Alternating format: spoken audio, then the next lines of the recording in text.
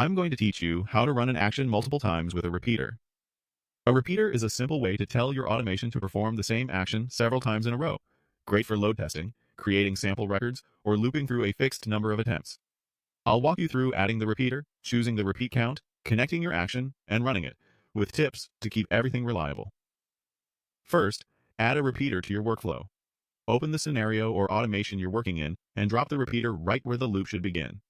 If you already have a trigger, place the repeater immediately after it so every run enters the loop. If you're building from a blank canvas, you can start with the repeater at the top. It will act as the entry point for the repeated sequence. Think of it as the gate that tells your workflow. Do this step again and again and again, as many times as you need. Next, set the repeat count.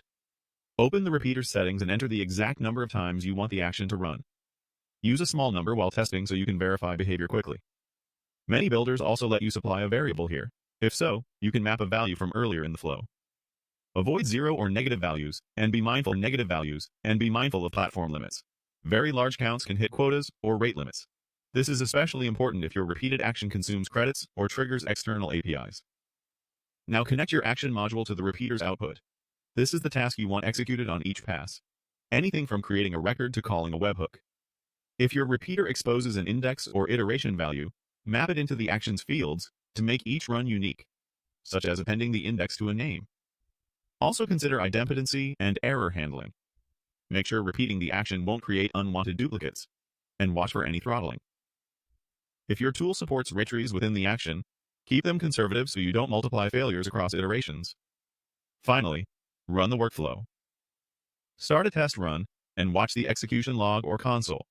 You should see the action fire the exact number of times you configured, one pass per iteration. If something looks off, pause the run, check the repeat count, confirm the connection to the action, and review any field mappings that use the iteration value. When everything looks correct, you can increase the count with confidence.